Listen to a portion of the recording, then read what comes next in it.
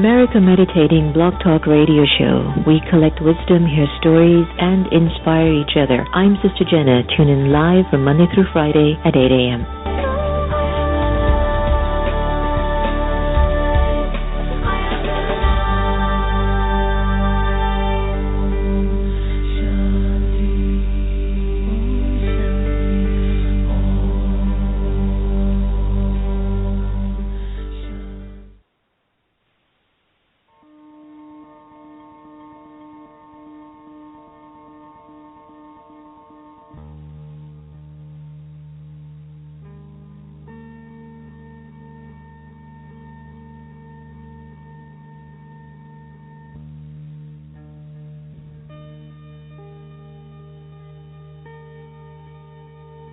Today, I appreciate you.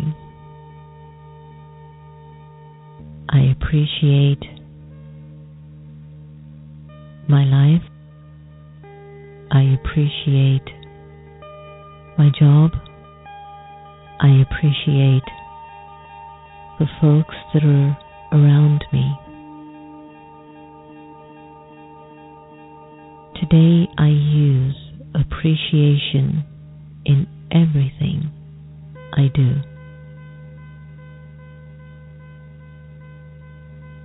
I appreciate that I have a job and I'm earning an income. Today, I appreciate having this fortune.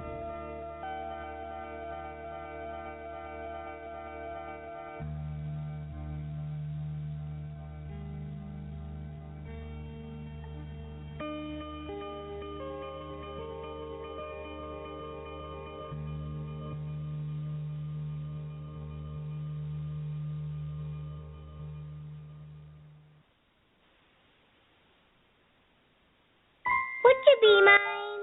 Could you be mine? Won't you be my neighbor? Hi, neighbor.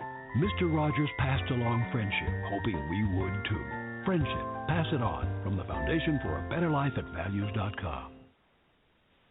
This is Karina, Virginia, and I love the America Meditating Radio Show, and I love Sister Jenna. Bless you all. Enjoy.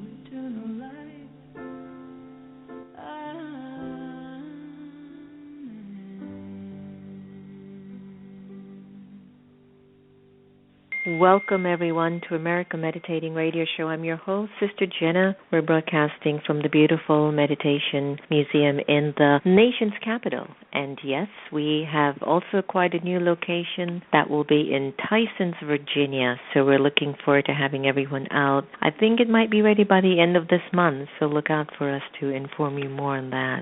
We keep hearing a lot about meditation, and we all know how important that is to us. The American Meditating Radio Show is to really help us to dive into a place of our personal peace and empowerment. Don't believe in necessarily emptying the mind, but definitely filling it up with the right thoughts. Stay tuned. We're going to have Ann Purcell joining us a little bit. Have a little coughing attack going on. Don't you love that when you're on the air? Anyway, stay tuned. Ann's going to be teaching us a little bit about Transcendental Meditation and how it can bring us a whole lot of benefit. And then we'll definitely have Sister Gita with us. So let's do what we do best here, go into a beautiful experience of meditation.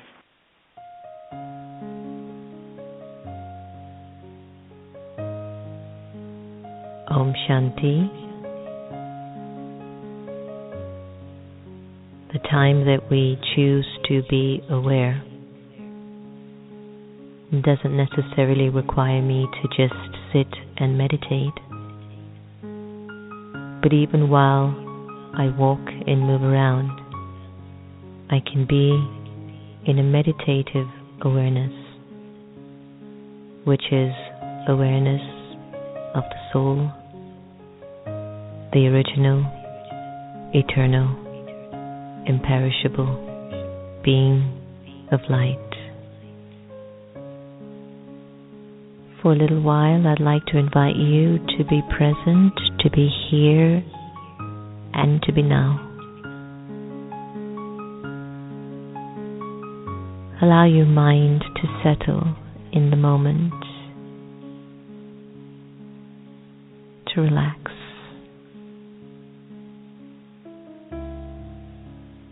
This meditation is about awareness. It's about becoming aware of your original and eternal self. It's about connecting to your truth.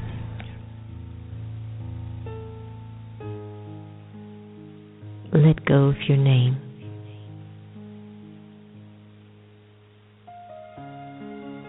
And observe yourself feeling nameless.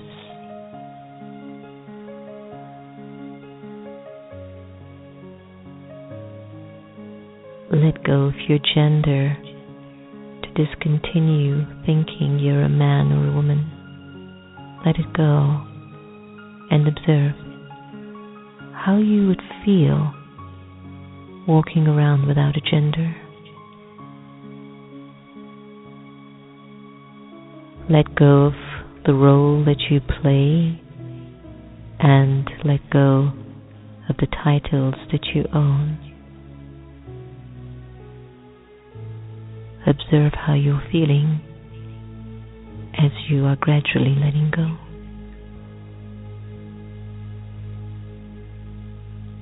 Let go of your religion and put it aside just for now.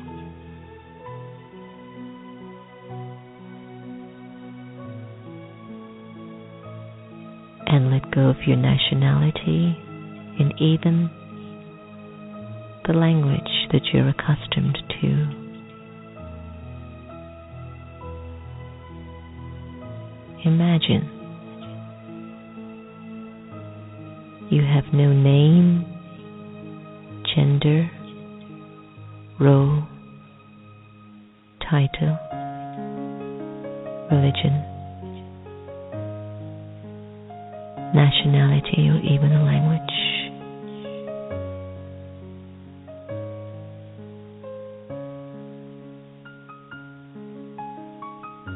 Ask yourself, how do you feel at this moment?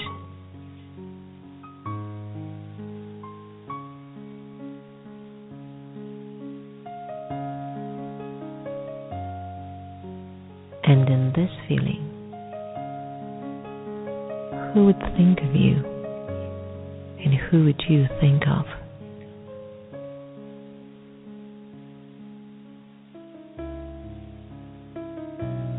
The Supreme Soul would think of you, and you, the liberated soul, would think of the Supreme. In this state of absolute freedom, I am truly who I am. A free, peaceful, pure, immortal, and eternal soul.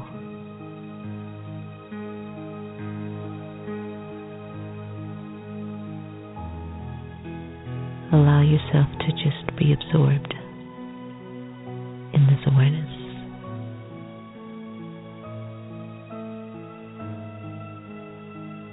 At this time.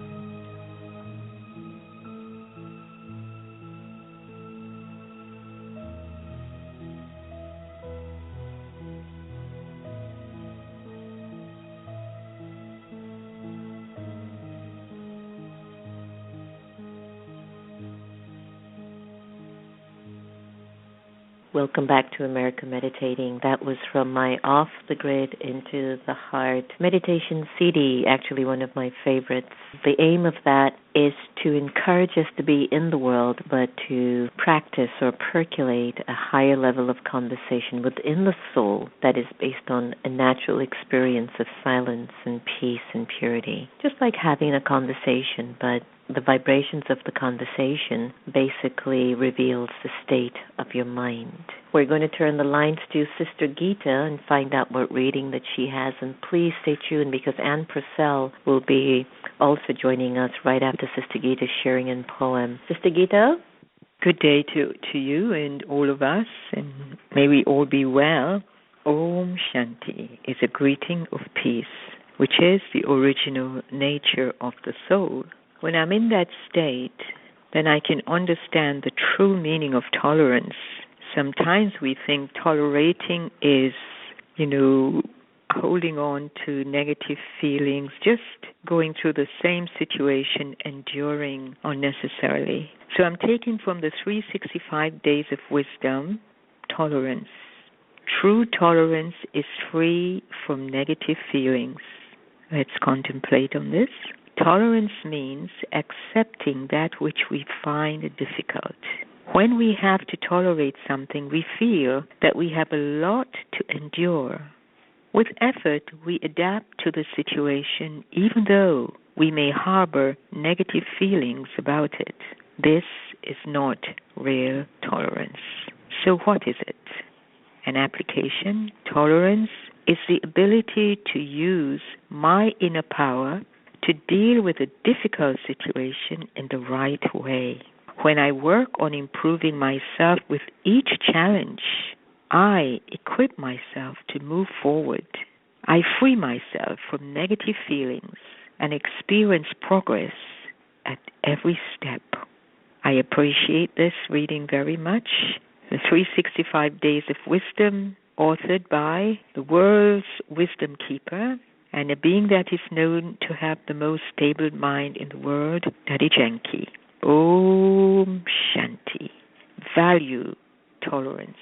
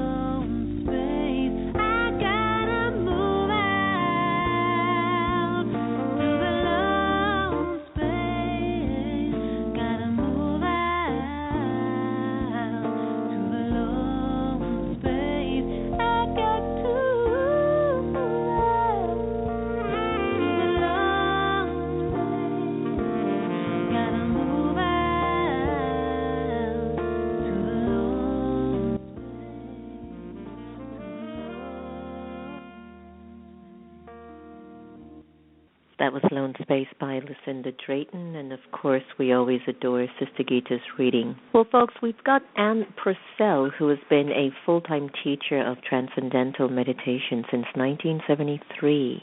And has been teaching TM and advanced courses in many countries around the world. And in addition, she has worked on curricula and course development for universities and continuing education programs. She has a Bachelor of the Science of Creative Intelligence and an MSCI from Maharishi European Research University in Philipsburg, Switzerland. She received a PhD in Supreme Political Science from Maharishi University of World Peace and Vlodrop in Netherlands. She regularly writes for the Huffington Post, and Anne's latest book is entitled The Transcendental Meditation Technique and the Journey of Enlightenment. And today we'd like to welcome Anne to the America Meditating Radio Show. Hi. Hi, Sister Jenna. Thank you so much for having me. We're so glad that you could join us. You know, there's nothing more exciting, and I'm saying this on a spiritual level, when you find something that fits your personality and your inner world. And you've been a teacher of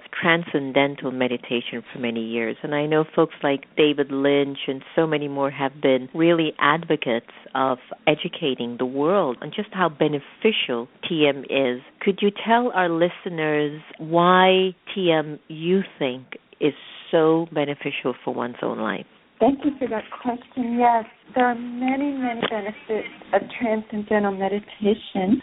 People start for different reasons. Some people start because they're stressed. Some people want more spiritual fulfillment.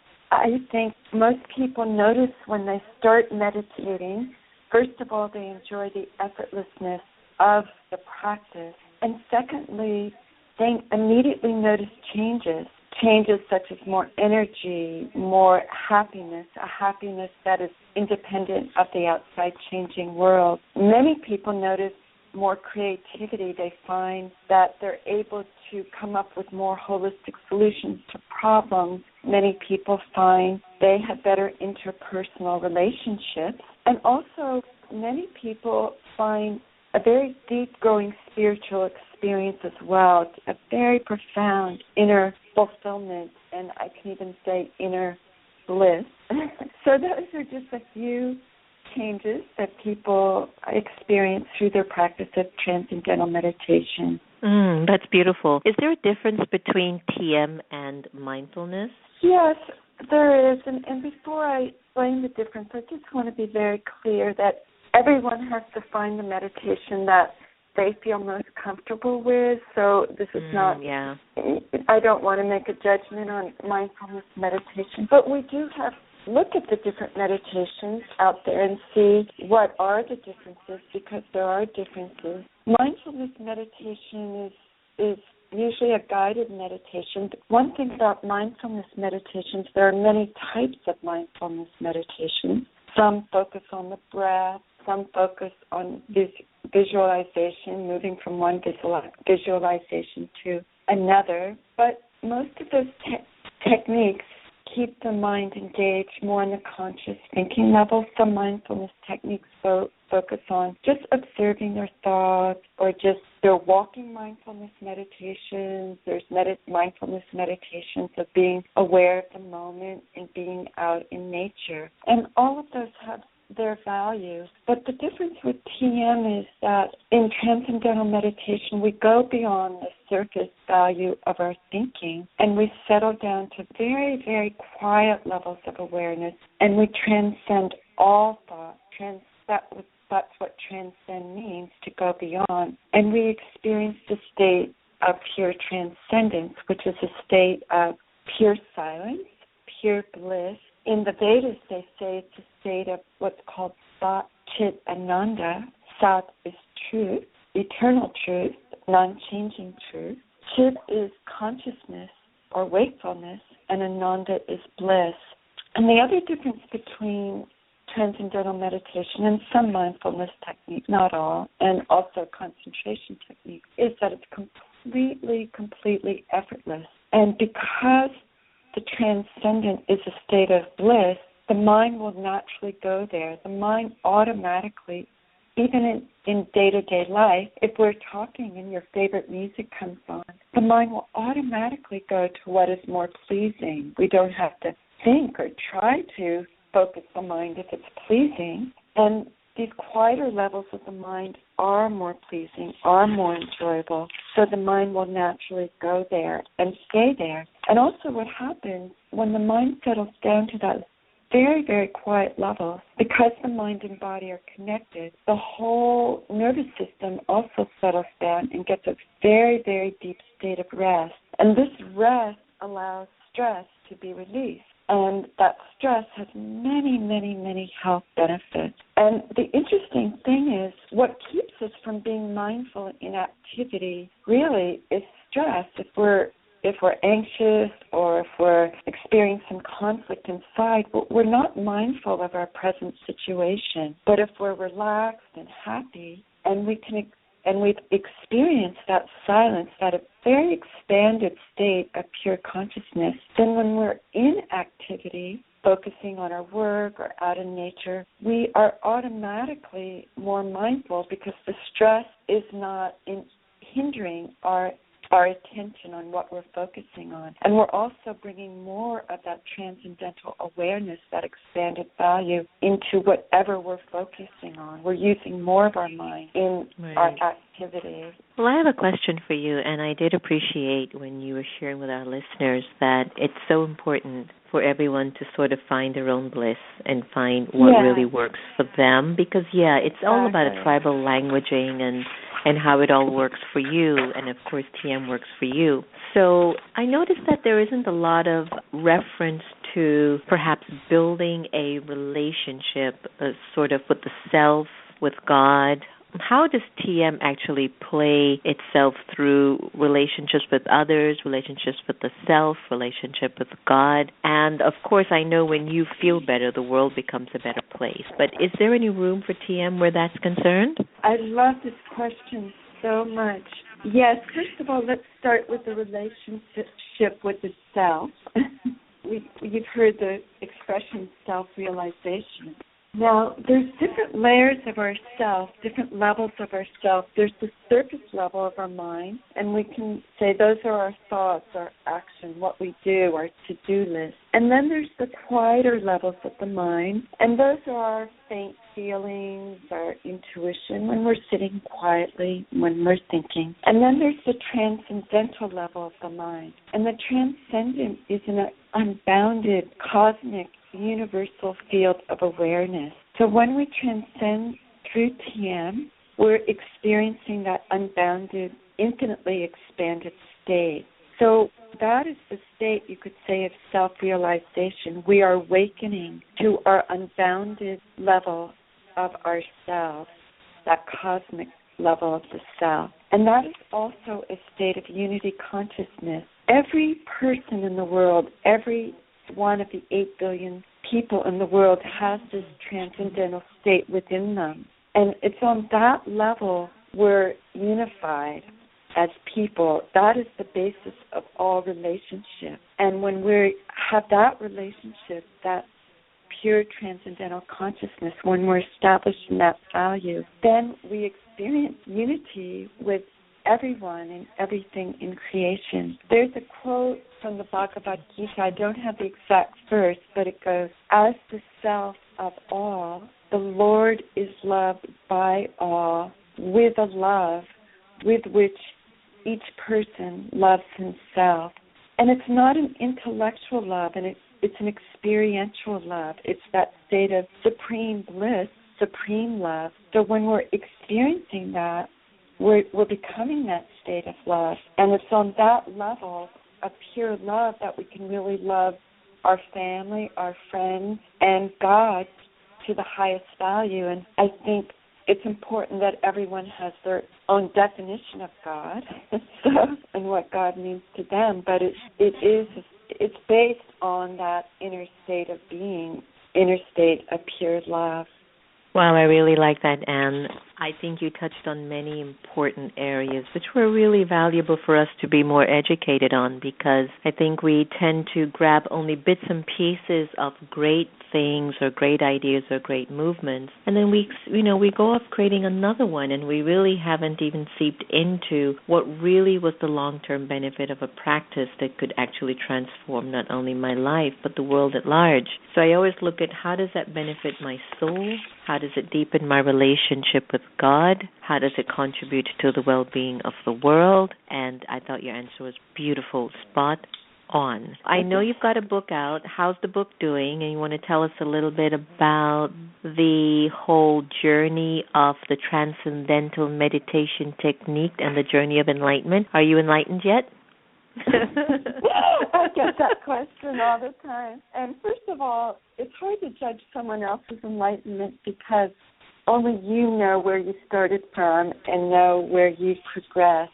But enlightenment, first of all, I just want to say there's a lot of misunderstanding about enlightenment. People think you have to go off into a cave and give up all your possessions, and it's only reserved for a few yogis.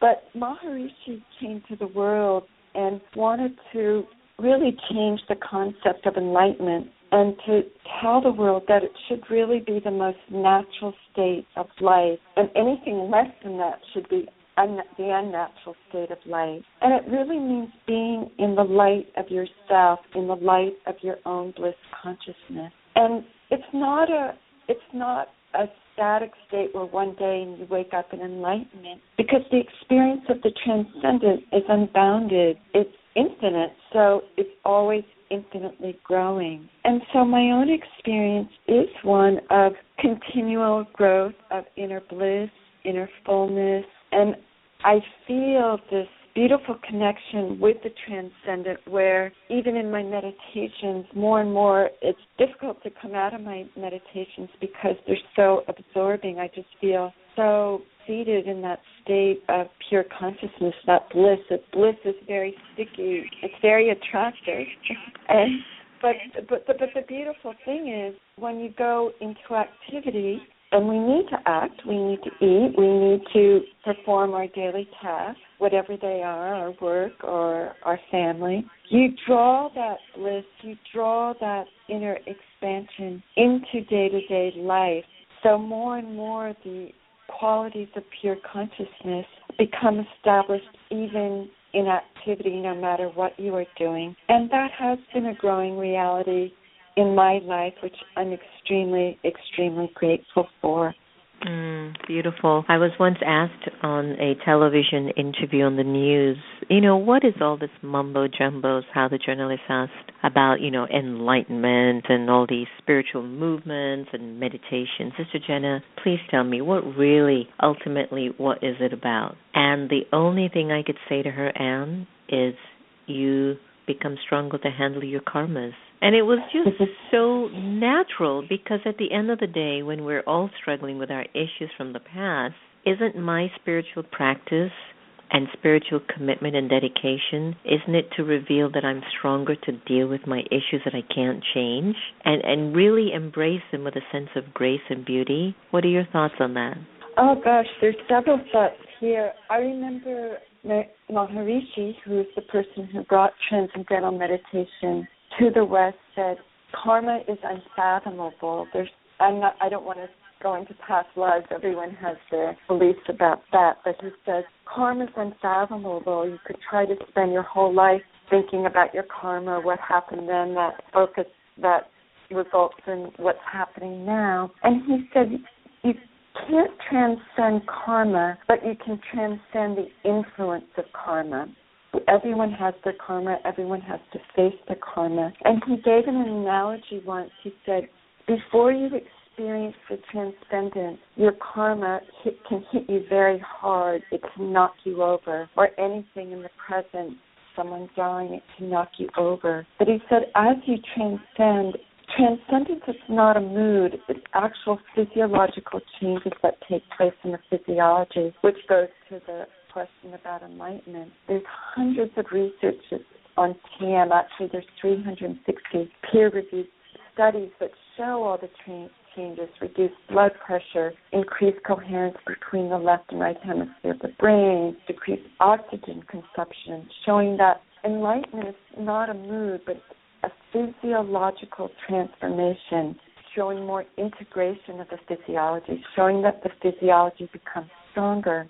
So when we transcend, Maharishi says, then when some karma comes to you, before it was like a line on stone, it hits you very hard. But then, as you progress with your experience of transcendence and stabilize that experience in your activity, he says then the karma that comes at you, it's like a line in sand. It hits you, but then it smooths out more easily. And then as you progress, it's like a line in water. It hits you, but it pretty much immediately goes away. But then in the state of enlightenment, it's like a line on air.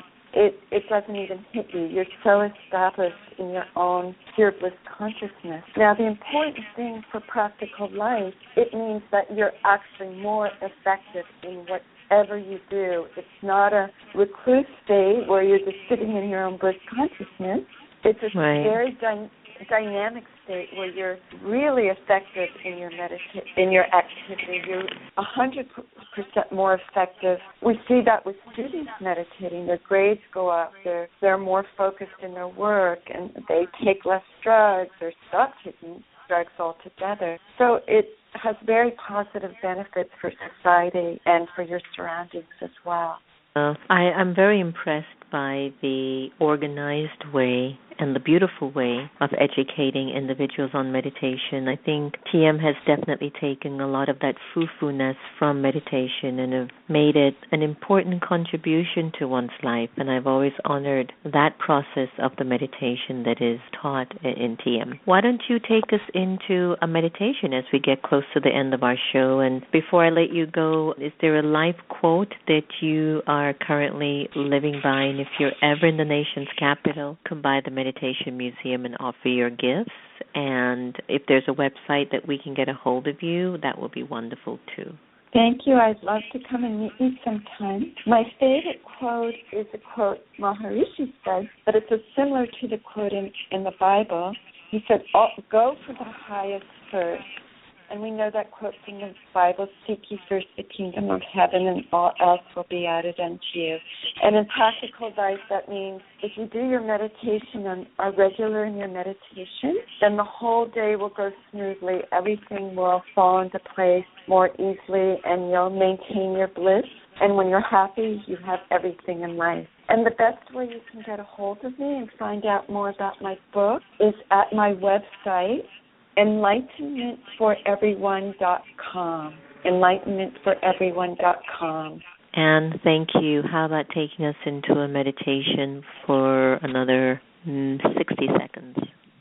60 seconds. Well, I think the best meditation is just pure silence. It's just pure silence. And so we can just go into the silence of our own self. And it's silence that is really going to change the world. The world needs more silence. The world needs less stress. The world needs more happiness. And the world needs more enlightened individuals to solve the problems, the great problems we have. Individuals who have holistic solutions to the problems we have. Ann Purcell, we thank you for joining us on the air. Thank you so much. I really enjoyed. Me too. Take care. Bye-bye. Bye. So as Ann said, it is so important for you to find what works for you. Definitely a practice of meditation cannot hurt. It'll only bring benefit. There is scientific proof that upon doing meditation, especially in terms of TM, grades improve. Of course, relationship health improves. And I think it's really just a matter of us turning inside and seeing if I'm valuable enough.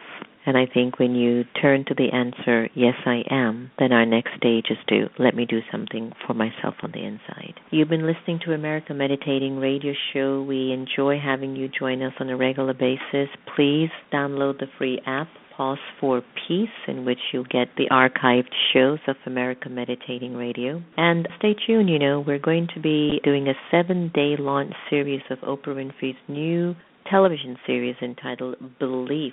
And so we'll be hosting it at our centers in the U.S., including the Meditation Museum. So really just look out for that coming up. For right now, save the date, October 18th to October 24th at the Meditation Museum. Remember, no one can take away your happiness unless you give them permission. We are here to love each other the same, so let's do that. We're going to end today's meditation with a beautiful song called Beautiful Girl, which is by Bliss on the UCD. Take care, everyone.